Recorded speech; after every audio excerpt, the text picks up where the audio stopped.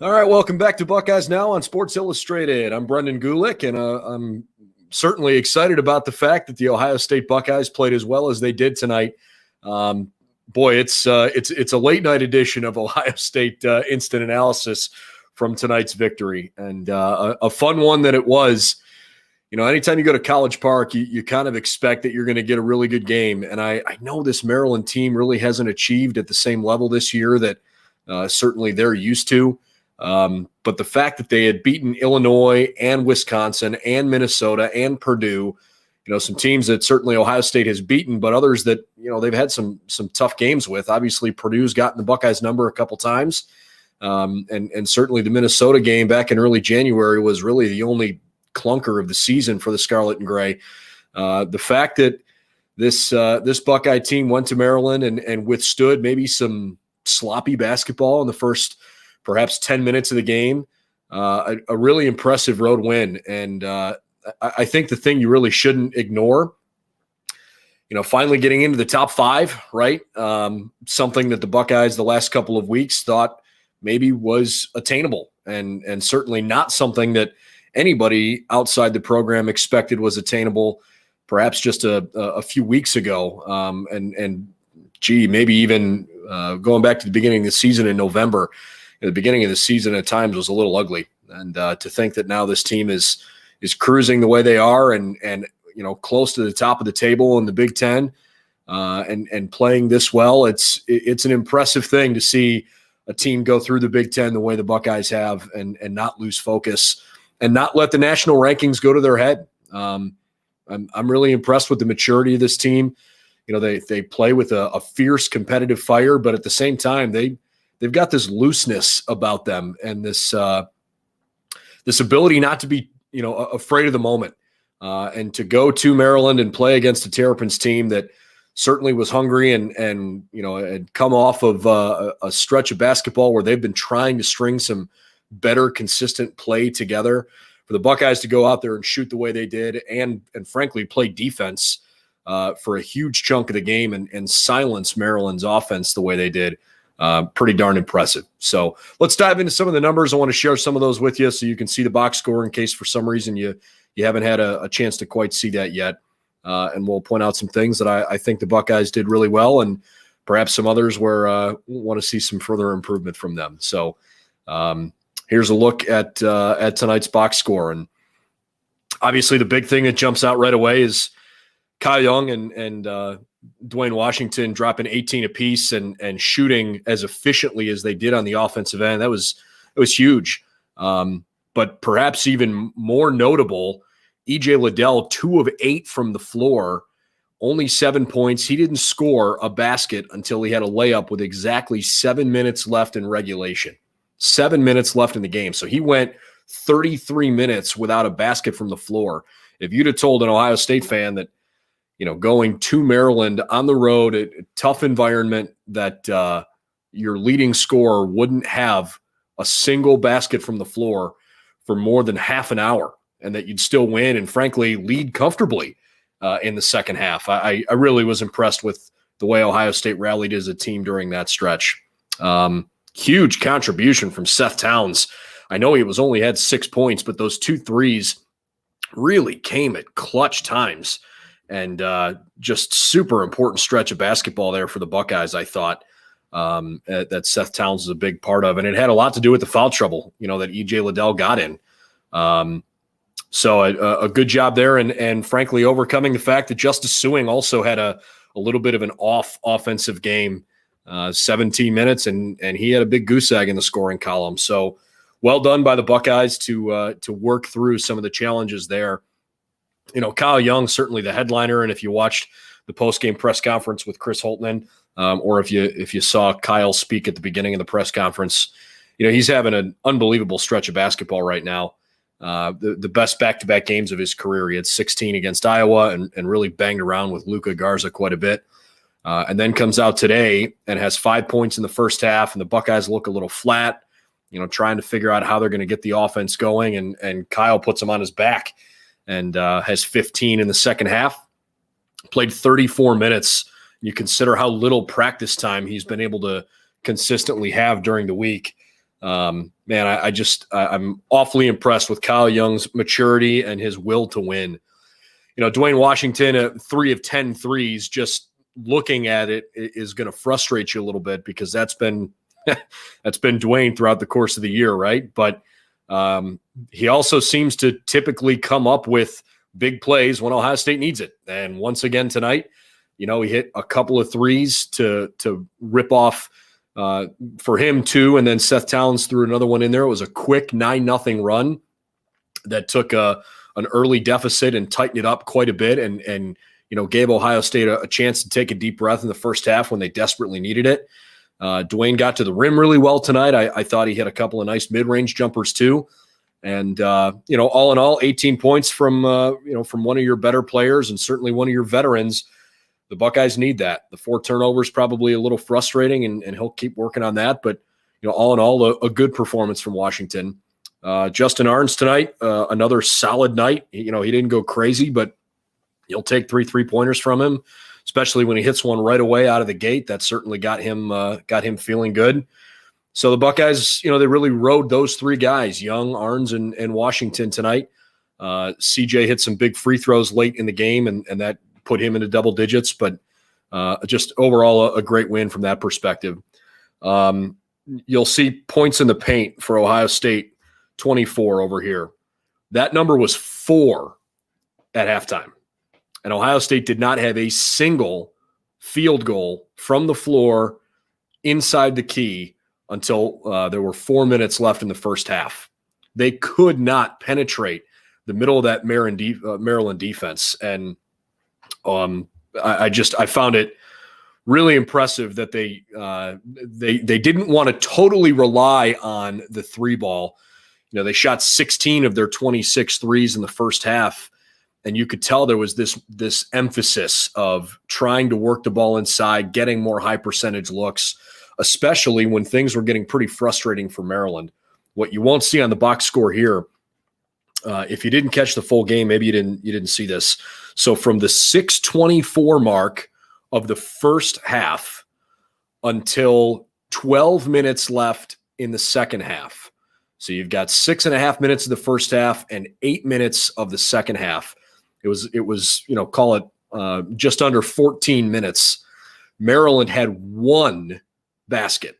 They hit a few free throws in that stretch, but they closed the first half 1 of 5 with a couple turnovers, and they missed their first 9 shots from the floor in the second half. It was a brutal stretch for them offensively that I think Ohio State gets a lot of credit for. They played great defense, but Maryland also missed some open looks. And it's stretches like that I just think are so critical for this Ohio State team as they try to achieve, what they want to achieve. If you're going to win a Big Ten championship this year, if you're going to win a national championship or try to at least compete and get to a Final Four, you've got to figure out ways to put teams away. And I just thought Ohio State did a really good job after some sloppy play early in the game to kind of tighten things back up and get back to what they certainly have, become known for. I love their identity. I love their makeup. I think this team has a chance to have a really special season. And, you can't get too caught up in what the schedule looks like down the road here. The most important thing for the Buckeyes is to try to just refocus and lock in for what's going to be a really important game coming this weekend against Indiana. But the fact of the matter is, knock on wood, right? They've largely dodged some of the major bullets that have hit a lot of other major college basketball teams. Actually, all 3 of them currently ranked ahead of the Buckeyes in the poll have really dealt with some tough COVID issues this year. Gonzaga, now Baylor, and still Michigan. Ohio State, they knew at the beginning of the season it was going to be tough. Chris Holtmann told us at the very beginning of the year he'd be stunned if they played every single game and if they didn't have any disruptions. So far, they've largely avoided it, and they've controlled what they can, and they've put together a really impressive resume. And all of a sudden now this team is, got the potential to maybe be a number 1 seed in the tournament. More quadrant 1 wins than any program in the country. they've obviously excelled in what has proven to be so far the best conference in the country. There are 7 Big Ten teams that are ranked in the top 25 this week, and the Buckeyes continue to beat a lot of those teams. Just a really, really good showing so far this year. But I thought tonight was an example of a great level of focus that the Buckeyes, frankly, really needed to show, considering all of the attention now that's being showered on them. So an impressive win, 73-65. Obviously, Maryland didn't shoot the ball great tonight, right? 5 of 19 from three-point land is not a terrific margin. They did a really good job from the free throw line. I think that largely kept them in it, especially in the second half. Buckeyes 21 points off of 12 turnovers. That's a pretty impressive route there.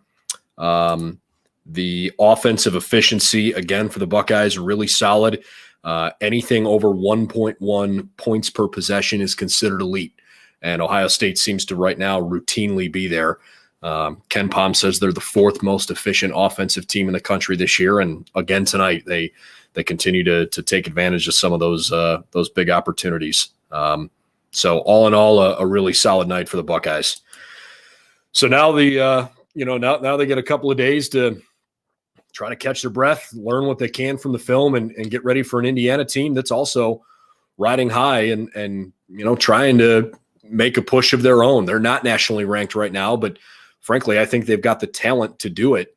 And they just beat Iowa yesterday on a little step back with a couple seconds to go. And so as a lot of the attention on Iowa has been how the Hawkeyes have kind of backed up, perhaps some attention should be paid to the way that, this Indiana team is still kind of gutting through some things. I've been impressed with their ability to keep grinding through the schedule. And I don't think this Indiana team is one you should take lightly. So they've got some really good guard play. I like the Hoosiers a lot. So it'll be a big one on Saturday. And then we'll see what happens. The Buckeyes are still hoping that they can play their rivals the following week. Kind of hard to know for sure at this point. Michigan's game against Illinois was postponed, and I know the Big Ten just put out a little notice today that they had to make some additional schedule changes across the conference. So, we'll see. Hopefully Michigan can get back on the floor and get healthy soon, and that'll be a heck of a test for the Buckeyes, especially with Hunter Dickinson. He's been a really good post player whenever the Wolverines have been able to play this year. So the Big Ten doesn't get any easier. I did want to bring one thing up that in case you didn't see it, I thought this was a really cool note about how deep the Big Ten is, and frankly, how different the college basketball landscape seems to look this year. So the AP poll comes out today, and if you followed the poll throughout the year, you're probably getting used to seeing some of the teams that are now ranked semi-consistently, right? But there are a number of teams that have not been ranked for a little while, and some that have kind of flirted on the edge of the ranking. But I thought this was really interesting. So the 13 winningest basketball programs in the history of college hoops, in order: Kentucky, Kansas, North Carolina, Duke, Temple, Syracuse, UCLA, Notre Dame, St. John's, Indiana, Arizona, Utah, and Cincinnati. None of those 13 teams are ranked in this week's poll. That is stunning. But frankly, as a college basketball fan, I find that really fun. You get some maybe non-traditional basketball powers that are playing really well. Certainly the Big 12 has had a great year. They've got 6 teams ranked right now. The Big Ten is as deep a league as any in the country. I think there's a really good chance that there could be as many as 10 Big Ten teams that 10 out of the 14 that make the NCAA tournament this year. That's a realistic possibility. So it could be a ton of fun. But if you're a Buckeye fan, or if you haven't followed this team that closely, I would encourage you to, because I think they're a ton of fun to watch. They play really, really hard in the defensive end. And it's just a fun year for college basketball, because sometimes, it can tend to get maybe a little bit, I don't want to use the word boring, but repetitive when you typically see the same, Kentuckys and Dukes and North Carolinas consistently, among the best in the country. And it's kind of fun to see some other teams and some other programs with elite players. I love the fact that Gonzaga is the number one team in the country. If you haven't watched them this year, they are ridiculously talented. And I think right now Gonzaga and Baylor are bar none the two best teams in college basketball. There are certainly some that are knocking on the door, and Ohio State is one of them. But Gonzaga and Baylor are absolutely the real deal, and I think they've got a great chance to make a deep run in the tournament.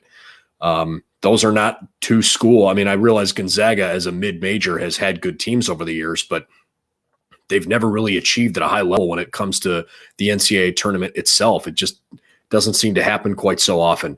So I love the fact that there's some non-traditional teams, if you will, that are toward the top of the table, and I think this has a chance to be a really fun, maybe 6, 7, 8 weeks of college hoops. So if you're not locked in regularly, I hope you'll find a way to be, because I think it could be a good run here. All right, so with the win, the Buckeyes are now 10-4 in Big Ten play. And next time we're going to see them on the floor will be against the Indiana Hoosiers coming up on Saturday afternoon. That game's at noon at Value City Arena in Columbus, and we'll certainly have coverage there for you on Buckeyes Now. So hope you enjoyed it tonight. Another really good performance, and congrats to the Buckeyes for another good win. And we'll see if they can keep this thing going. This is a team that's fun to watch, and Coach Holtman and his staff really have them playing well. So we'll see if Ohio State has what it takes to keep it going. But there's some instant analysis from tonight's 73-65 win. And hope you'll check out BuckeyesNow.com for all the latest on Ohio State hoops.